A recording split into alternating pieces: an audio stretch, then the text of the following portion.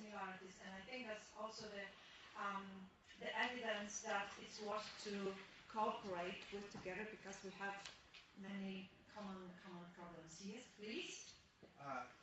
Thank you for the presentation. I have one question. You have trustees, and they have a particular function. I did not understand what is the function of the trustees exactly. The board of trustees help to develop the strategy for health economy themes in our region. So they meet 3 to 4 times a year, sit together. And really, you have the trustees. I'm not sure. Do you know exactly the number of it? 60, 70 people, really selected by our governmental level, from industry, from science, it's really high-level people, and they meet regularly and speak about the strategic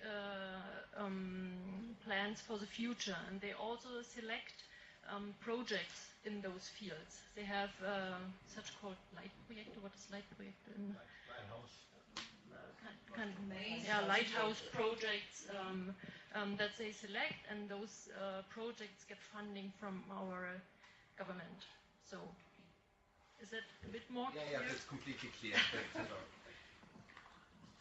Okay, so we have more time and space to give the questions and remarks after my presentation, because we will have the panel discussion, so there will be more time for interactions. Okay, I would like to not focus in my presentation that much on numbers. I would more like to take you to the very short journey, how our ecosystems actually evolved, where did it came from, and what were the very even points that took us to the situation that we now in our region can say that we have the ecosystem for life sciences. It's quite new, I would say, quite not very mature, but still there are some elements who are cooperating, and that was not the case. I will just show you where our region is, because maybe not everybody knows. We are located just here, and south and eastern part of Poland, and the capital city is Lublin. So, just like I've mentioned, many years ago, in 60s, 70s, 80s, 90s, the beginning of 20s, we had a lot of elements of the system, because the system, these are elements and relations between those elements. So we had many elements, and they were like that. So many of them, hardly or no cooperation, no knowledge, no awareness that there is such an entity as the university or as science and technology park. So that was the situation for many years. Here you have the examples of the companies that are linked with the life sciences. Some of them are more linked with food processing, some of them are more linked with medicine, like industry or SDS optic, whatever.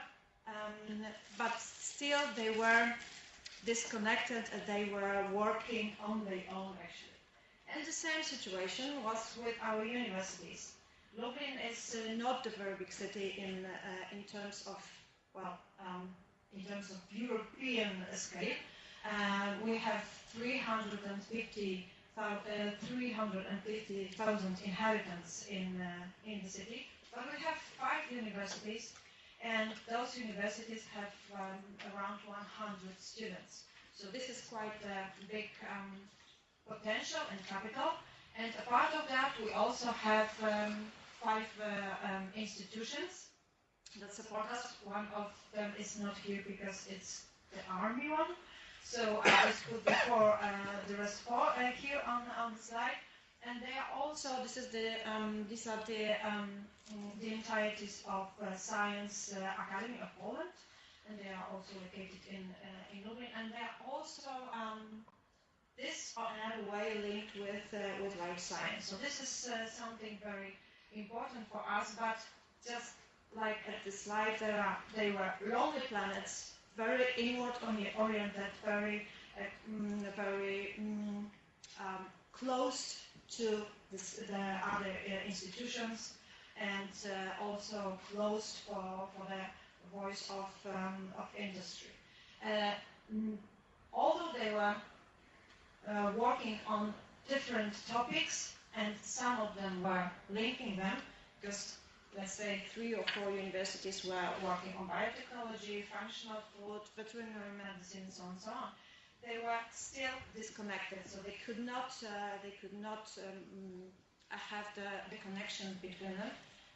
It started to change in the 20s when the universities had to bid for the calls for different projects, and they started to look for common topics they could work on. So the first, I would say, milestone would be the connections and cooperation between universities, and especially between the medical university and the life science university.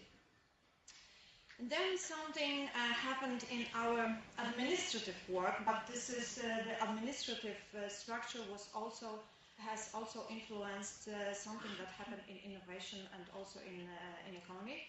In 1999, we had a big reform, and the regional self-government came into being. And from that point, the Ministry of Economy started to think also on enhancing the regions to think about regional innovation policies. Because up now, if we were speaking about innovation policy or innovation instruments, they were only on the national level, not at the regional level, because there was no region as such. So this was the beginning, and in our region, the first regional innovation strategy was elaborated and adopted in 2004. And then it was renewed, of course, but still we have this task on creation and elaboration of the policy for the region. And one of the hints, one of the remarks of our authorities was, okay, we are the policy makers, but we need some tools to be more active and to be more closely to the enterprise, because as you can imagine, administration, and especially in 90s or in 20s, the administration was not seen as a good partner to talk for enterprises. That's why the regional authorities, so Marshall Office, together with Life Science University, created Lubin Science and Technology Park. And this Science and Technology Park deals mostly with enterprises. And last years they are really focused on startups. Of course, also on startups from life sciences.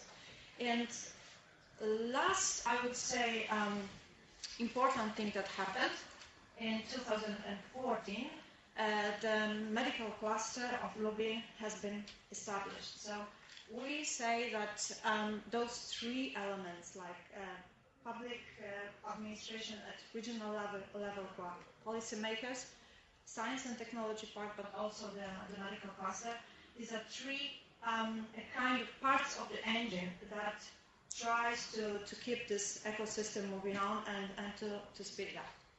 And as you can see here, we have some elements, some entities that are very close to this ecosystem.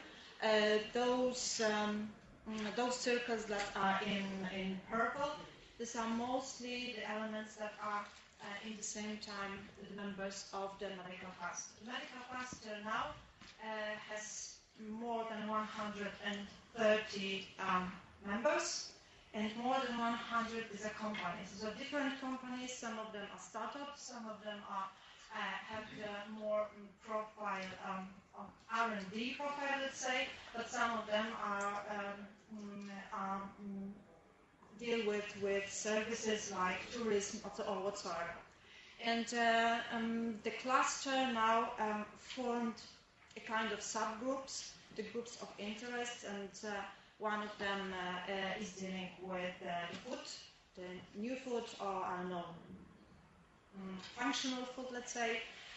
There is a group that is dealing with medical devices. There is a group of medical tourism. So all the entities that are especially interested in some topics, they are trying to group and work on different projects.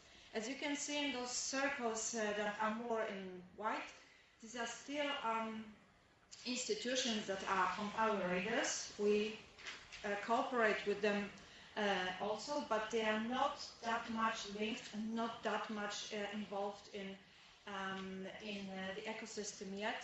And especially we try to get in contact with the society, with different institutions or NGOs, to get the information from that side, not only to focus on what's going on in universities or the institutes or in institutes, but also what the society thinks about the life sciences development in our region. What do we do actually as regional authorities? We organize many meetings. As you can imagine, there are big ones, there are small ones, because sometimes the entrepreneurs do not want to attend big meetings. I don't know why. Maybe they fear of that somebody will overhear their ideas and will use this.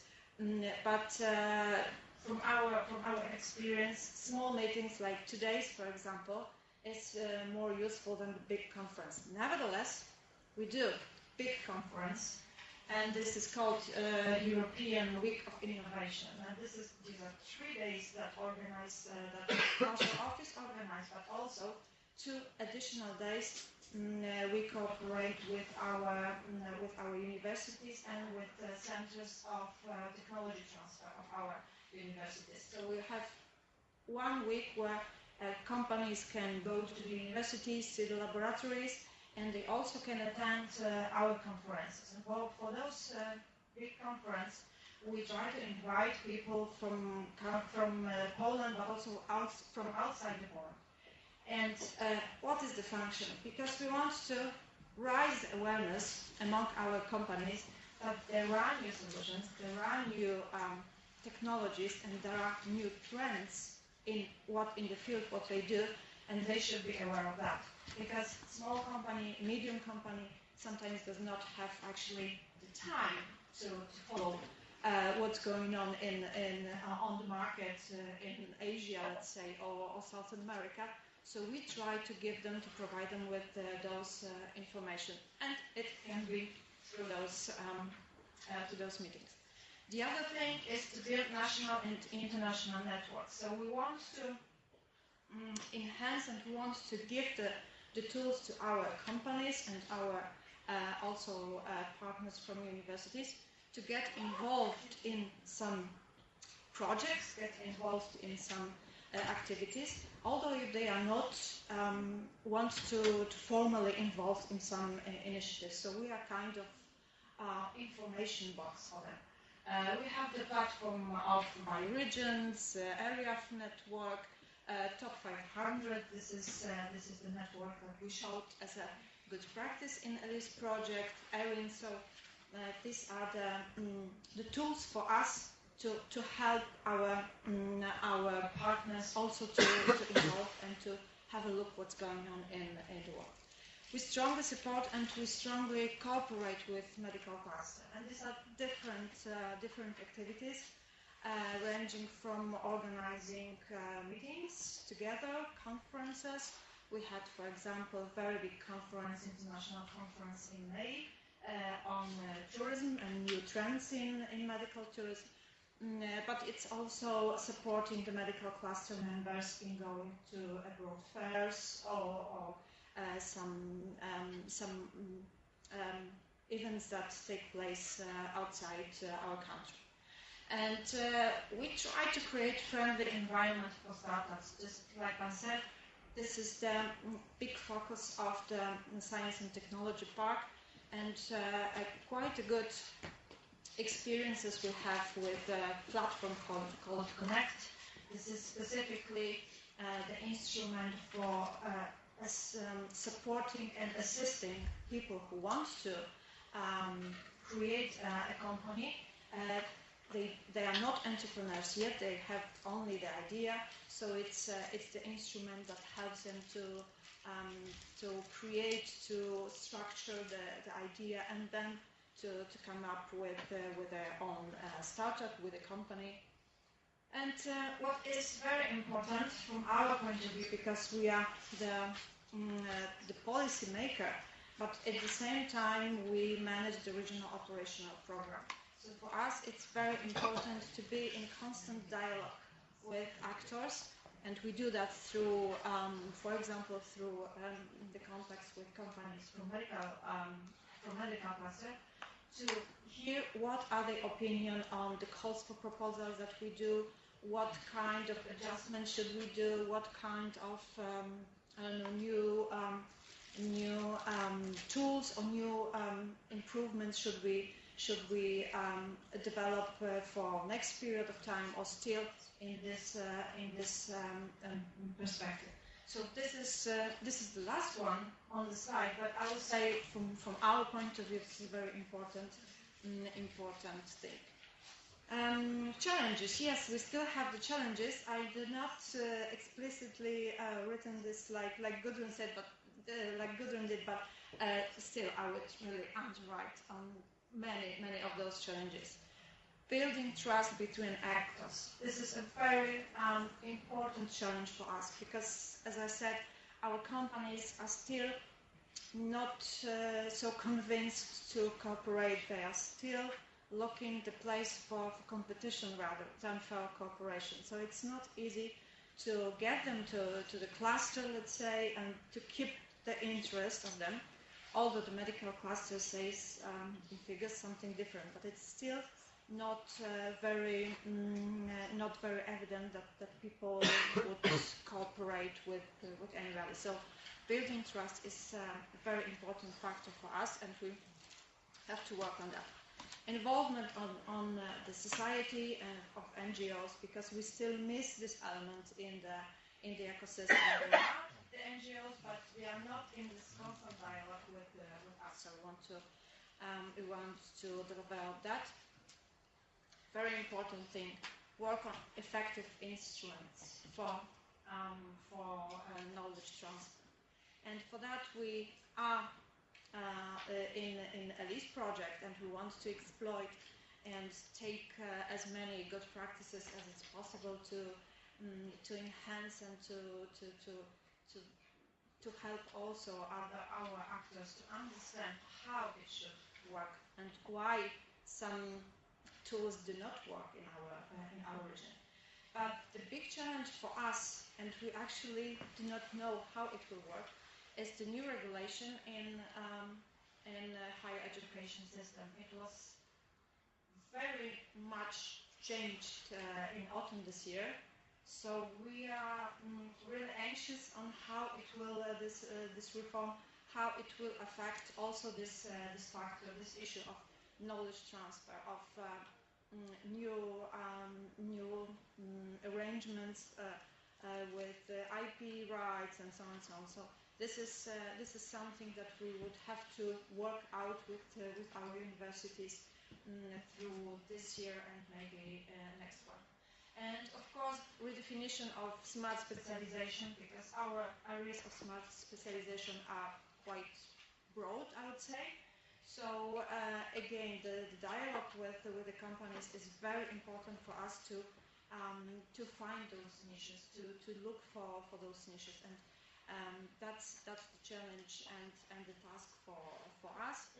And sure, internationalization of companies. This is always something very useful, to go somewhere to read about different solutions and not to break the doors that are already open. It's just about adjustment of tools that are already there.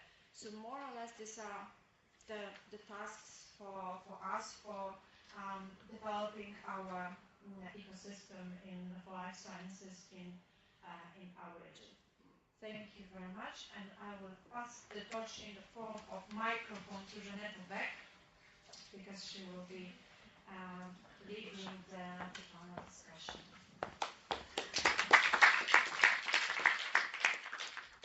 So hello once again. I hope you have heard a lot of interesting things and which can be applied to your system. As we are a little bit out of schedule, so we try to be as much as more efficient. So anyway, I would like to invite our panelists that maybe you can take your chairs and sit maybe here. It will be more space. Okay? So I would like to invite the following persons. So Cecilia Maini, Aster, Italy, Peter Topak, Slovakia, Dorota Skwarek, Poland, Nicolas de Bulat. Is Nicolas? Okay, he will come.